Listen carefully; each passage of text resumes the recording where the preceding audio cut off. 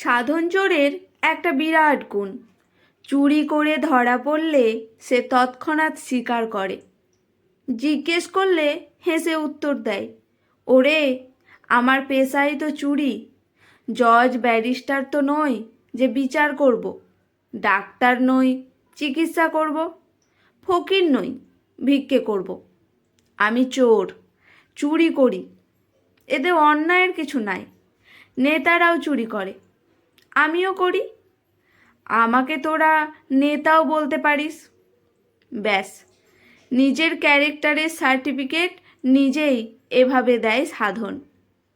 কিন্তু ধন্বন্তরী গ্রামের লোক মহা ফাজিল, বদমাইশ, আক্রমণ প্রিয়।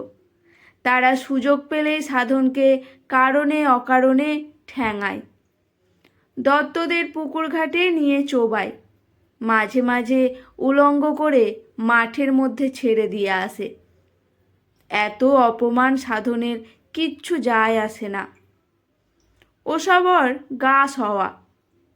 সে গ্রামের একমাত্র মার্কা মারা স্বীকৃত চোর। তবে সাধন এখনো পর্যন্ত কারোর বাড়িতেই মারাত্মক চুরি করেনি। সোনা দানা সে নেয় না, বিক্রি করার মারাত্মক হ্যাপা বলে। পেতল হোক বা কাঁসার বাসন কোসন, কোনোটাই সে ছোবে না। তার একমাত্র লক্ষ্য বাড়ির মালিকের ফতুয়ার পকেট, চ্যাংড়াদের প্যান্টের পকেট, মা বোনেদের ভ্যানিটি ব্যাগে সে হারগিজ হাত দেবে না। সে চোর হতে পারে, ন্যায় নীতি একেবারে বিসর্জন দেয়নি। এতে ধন্বন্তরী গ্রামের হাত টান বউদের মারাত্মক সুবিধে হয়েছে। তারা 2-4 টাকা স্বামীর পকেট কেটে সরিয়ে সরাসরি দোষ দেয় সাধনের। তাদের কাছে যত নষ্টের গোড়া ওই চোরা সাধন। সাধন এতেও কিছু মনে করে না। তার একটাই অসুবিধে, রাস্তাঘাটে যখন তখন যে সে তাকে ঘাড় ধাক্কা দেয়। হাটে বাজারে ফাঁকা মাঠে টাকা হারিয়ে গেলেও তার দোষ। সকলের বিশ্বাস সে নিয়েছে, ফলে সবাই গালাগালি দেয়, চড় থাপ্পড় মারে, কান মোলে। এই গ্রামের একেবারে শেষ মাথায় মদন রায়ের বাড়ি। লোকটি বড় কিপটে আর মারকুটে। এনার একটি শুকনো তোবড়ানো ট্যাড়া গায়ে গরু আছে। কিলোখানি দুধ মদন জোর করে টেনে বার করে রোজ। ব্যথায় মাঝে মাঝে গরু লাত মারে, তবু ছাড়ে না মদন। যতক্ষণ না 1 কিলো হচ্ছে ততক্ষণ সে বাট ধরে ঝুলে থাকে।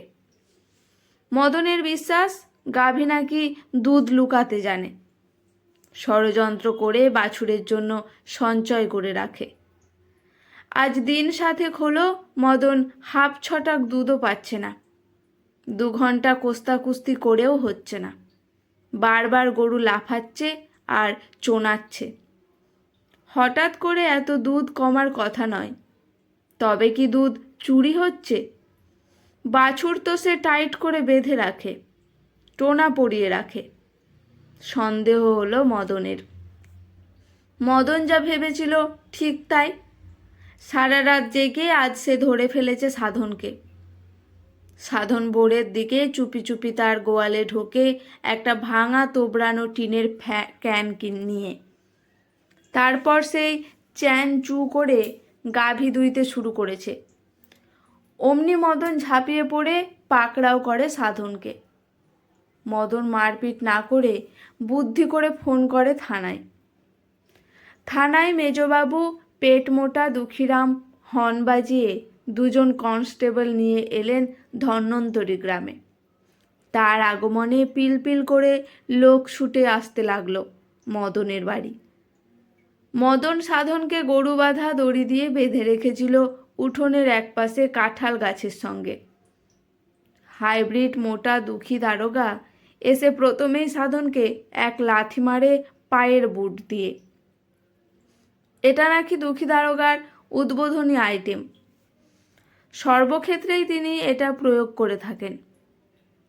আঘাত খুব খারাপ জায়গায় লেগেছে সাধনের। 1 লাথিতেই জ্ঞান হারিয়ে উল্টে পড়ে গেল সাধন। প্রায় মিনিট 10 পরে যখন সাধনের জ্ঞান ফেরে তখন তাকে জোর করে হাঁটিয়ে তার বাড়িতে নিয়ে রওনা দেয় দুঃখী দারোগা। তবে দৃঢ় বিশ্বাস সাধনের বাড়িতে অনেক সোনা দানা টাকা পয়সা লুকানো আছে। এই সাধনের নামে তিনি থানাতে আসার পর একাধিক অভিযোগ মৌখিক শুনেছেন। গ্রামের 2-3 জন লোক সাধনকে ধরে ধরে আনছিল। সাধনের বাড়ি ঢোকার মুখে দুঃখী দারোগা সাধনকে শিক্ষা দিতে আর একবার লাথি মেরে ফেলে দিল উঠোনে। সাধন মাটিতে পড়ার আগে তার মাথাটা জোরসে ঠুকে গেল উঠোনে, পোতা বাঁশের খুঁটিতে।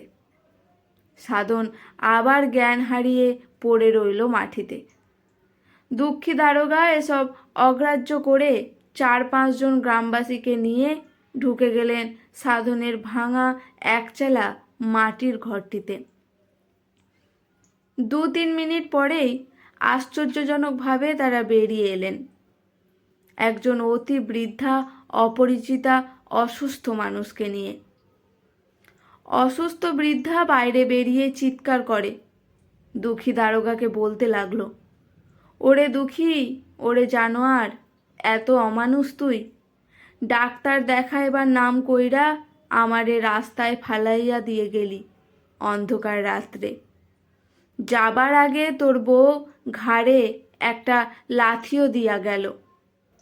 ওরে শত্রু, এই করণের লাইগা তোরে পেটে ধরেছিলাম বলেই হাউ হাউ করে কাঁদতে লাগলেন বৃদ্ধা।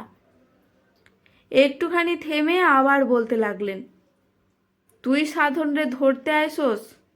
ওরে সাধন হইল ভগবান, আমারে রাস্তা থিকা কুইরাইয়া আয়না ভাত কাপড় দিছে, মায়ের মতো যত্ন করছে, দুধ রুজানা কইরা দিছে, দুধ দিয়ে ভাত মাখাইয়া আমার গালে তুইলা দিচ্ছে। কই গেল আমার ভগবান? সাধনকে উঠোনে এইভাবে পড়ে থাকতে দেখে বৃদ্ধা ছুটে গিয়ে বুকের ওপর আছাড় পড়ে বলতে লাগলো, আমার সাধন বাবা, কি হইল তোমার? কেডা মারল? আমার ভগবান রে কেডা মারল? ওরে আমার পোলারে কে মারলি রে তোরা? কথার ক বাবা, কথা ক, একবার কথা ক। আমার নিগা দুধ আনছাস? কি হইল? কথা কও না কেন সাধন? বৃদ্ধা এবার সাধনকে ছেড়ে মাটিতে কপাল ঠুকে বারবার বলতে লাগলো, কে আমার বুকের ধনরে মারছে? বাবা সাধন, চোখ মেল, এই দেখ তোর মা তোরে ডাকে, একবার সাড়া দে বাবা। আমারে গরম দুধ খাওয়াইবি না? চুইরি কইরা আয়না আমারে গরম দুধ খাওয়াইবি না? গামছা ভিজাইয়া চোখ মুছাইয়া দিবি না? কথা ক, কথা ক বাপ আমার। এত ডাকার পরও সাধনার চোখ মেলল না, কথা কইল না। বৃদ্ধার বুক চাপড়ানোর হাহাকার তার কানে গেল না। আবার দুধ চুরি করে এনে গরম করে বৃদ্ধাকে খাওয়াবে কিনা বলল না। ভেজা গামছায় চোখ মুছিয়ে দেবে কিনা বলল না। অসহায় বৃদ্ধাকে রাস্তায় পড়ে থাকতে দেখে তার হৃদয় কেঁদে উঠেছিল, কেন বলল না? শুধু কখন যেন তার স্থবির চোখ দুটো থেকে জল পড়া বন্ধ হয়ে গেছে।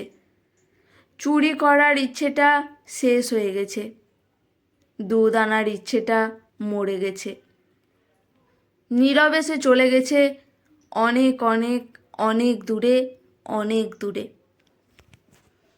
আজকের গল্পটি এখানেই সমাপ্ত। গল্পটি কেমন লাগলো অবশ্যই কমেন্ট করে জানাবেন। গল্পটি ভালো লেগে থাকলে কমেন্ট করে, লাইক করে আমার পাশে থাকবেন। ধন্যবাদ।